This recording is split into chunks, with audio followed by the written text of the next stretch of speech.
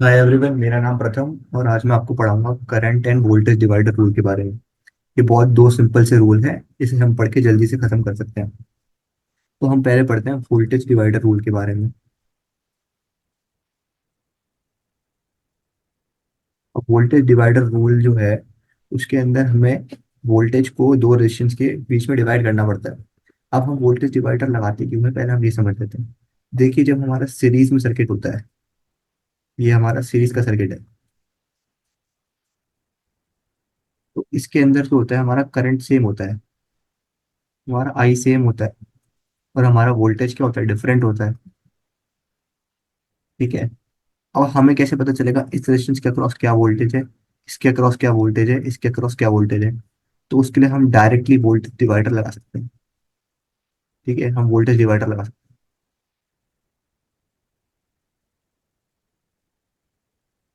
अब हमें ये वोल्टेज डिवाइडर लगाना है, तो हम इसको हम अप्लाई कैसे करते हैं, हम ये देख लेते हैं। एक एग्जांपल ले लेते हैं छोटा सा।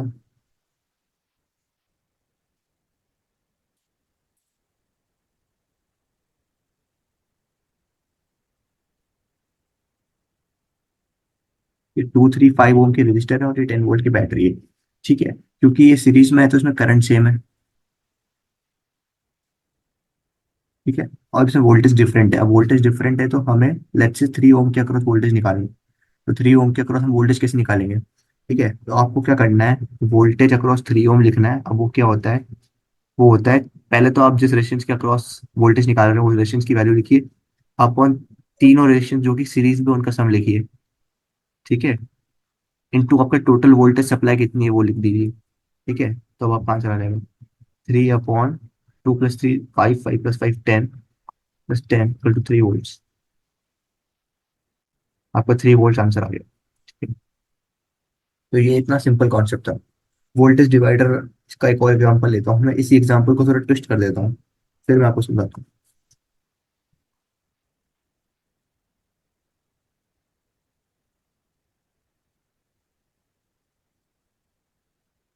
अब मैंने इस एग्जांपल को थोड़ा ट्विस्ट कर दिया है। इसमें ट्विस्ट ये है कि मैंने 3 और 5 को पैरेलल लगा दिया है। ठीक है, तो आप वोल्टेज डिवाइडर सिर्फ इस सर्किट में लगा सकते हैं। ये जो वन वाला सर्किट है, सिर्फ इसमें वोल्टेज डिवाइडर लगा सकते हैं, आप इसमें वोल्टेज डिवाइडर नहीं लगा सकते, क्योंकि वोल्टेज डिवाइडर क्या होता है कि वो देखिए पैरेलल है। अगर कोई चीज पैरेलल है, अगर ये कोई चीज पैरेलल है तो इसके अक्रॉस तो वोल्टेज सेम है ना। तो इसमें वोल्टेज डिवाइड करके क्या फायदा।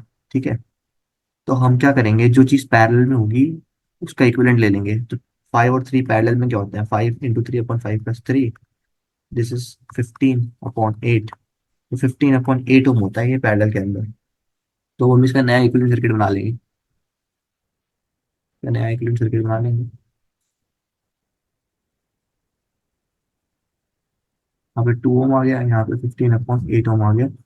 ठीक है, और ये आपकी 10 वोल्ट की बैटरी। अब आप इसमें आराम से, क्योंकि ये दोनों सीरीज में है, तो आप इसमें वोल्टेज डिवाइडर आराम से लगा सकते हैं।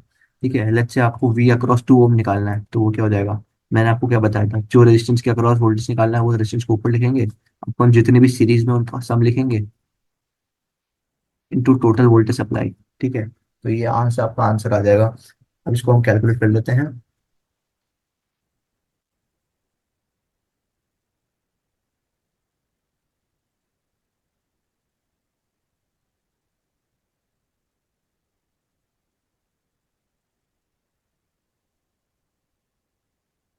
इसके बाद आपका आंसर आ रहा है 5.26 वोल्ट।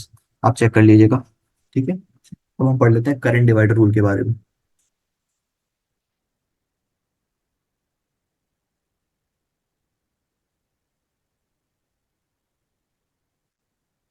करंट डिवाइडर रूल के बारे में पढ़ते हैं। ठीक है, अब जैसे हमें पता था कि वोल्टेज सीरीज के अंदर डिवाइड होता है क्योंकि सीरीज के अंदर करंट सेम होता है, इसी तरह जो करंट है वो पैरेलल में डिवाइड होता है क्योंकि पैरेलल में वोल्टेज सेम होता है। ठीक है, तो इस तरह इसका अपोजिट ही है। यहाँ पैरेलल में जैसे, अब इसके और इसके अक्रॉस जो वोल्टेज है, क्योंकि दोनों पैरेलल है तो वोल्टेज तो सेम है लेकिन करंट डिफरेंट है। इसमें I1 है, इसमें I2 है, और टोटल करंट I है। तो हमें कैसे पता चलेगा कि I1 क्या है और I2 क्या है। ठीक है, ये सब हम करंट डिवाइडर से निकाल सकते हैं। वैसे तो आप इसका इक्विवेलेंट निकाल के भी निकाल सकते हैं, जैसे हम छोटी क्लासेस में करते थे, पर आसान तरीका हो तो करंट डिवाइडर लगा सकते हैं। ठीक है, हम एग्जांपल ले लेते हैं एक और। लेट्स से मैंने यहाँ पे 10 एम्पियर करंट ले लिया। ये मेरा 30 ओम का रजिस्टर है, ये मेरा 20 ओम का रजिस्टर है। ठीक है, मुझे बताना है I1 क्या है। ठीक है, अब करंट डिवाइडर में हम क्या करते हैं, लेट्स से आपको I1 बताना, I1 क्या है, आई अक्रॉस 30 ओम। तो करंट डिवाइडर में हम क्या करते हैं, जिसके अक्रॉस रेजिस्टेंस निकाल रहे हैं उसके अपोजिट में जो पैरेलल है उसको पहले लिखते हैं, अपन दोनों पैरेलल का सम लिखते हैं, इंटू टोटल करंट लिखते हैं। ठीक है, तो यहाँ से आ जाएगा 20/50 इंटू 10, दिस इज 4 एम्पियर। ठीक है, उसी तरह अगर आपको आई अक्रॉस 2 ओम निकालना है, सॉरी 20 ओम निकालना है, तो वो क्या होगा, जिस रेजिस्टेंस के अक्रॉस निकालना है उसका अपोजिट रेजिस्टेंस जो कि पैरेलल में वो लिखते हैं, दोनों का सम लिखते हैं, इंटू टोटल करंट लिखते हैं। ठीक है, तो ये हो जाएगा 30/50 इंटू 10, 6 एम्पियर। ठीक है, या तो आप ऐसे भी देख सकते हैं कि मान लीजिए आपका वही सर्किट है पुराना वाला, यहाँ पे 10, यहाँ पे 30, आपने I1 निकाल लिया 4 एम्पियर, तो 10 - 4 कितना होगा, 6 एम्पियर। 6 एम्पियर इसके अंदर जाएगा। आप ये डायरेक्ट भी कर सकते हैं, वैसे ही आप वोल्टेज डिवाइडर में भी ये लगा सकते थे। अगर आपने इसके अक्रॉस वोल्टेज निकाल लिया है और इसके अक्रॉस निकाल लिया है, तो जो तीसरे के अक्रॉस वोल्टेज होगा वो टोटल में से इन दोनों के सम को माइनस करके लिख देंगे, total minus sum of this two. ठीक है, तो वो ये तीसरे वाले का आ जाएगा। अब आप समझिए करंट डिवाइडर का थोड़ा एग्जांपल और बड़ा कर लेते हैं। जैसे हमने यहाँ पे करंट डिवाइडर रूल लगाना है, हमारे पास वही 10 एम्पियर का सोर्स है, ये 30 एम्पियर है, ये 30 ओम का रेजिस्टेंस है, ये 20 ओम का रेजिस्टेंस है, एंड यहाँ पे एक 10 ओम का रेजिस्टेंस और आ गया। ठीक है, तो अब इसमें हम करंट डिवाइडर कैसे लगाएंगे, मान लीजिए आपको इसके अंदर I1 निकालना है, I2 निकालना है, I3 निकालना है। ठीक है, आपको लेट से I1 निकालना है जो कि है I इन 30 ओम। वो आप कैसे निकालेंगे, अब मैंने आपको क्या बताया था कि जो 30 ओम के अंदर अगर आपको करंट निकालना है तो जो रेजिस्टेंस इसके पैरेलल में है वो वाला रेजिस्टेंस पहले लिखना है, लेकिन इसके पैरेलल में तो दो रेजिस्टेंस है ना, इसके पैरेलल में 20 और 10 है, तो आप उन दोनों का इक्विवेलेंट ले लीजिए। तो 20 पैरेलल 10 कितना होगा, 20 × 10/30। ठीक है, तो ये हो जाएगा 20/3। 20/3 आपने लिख लिया।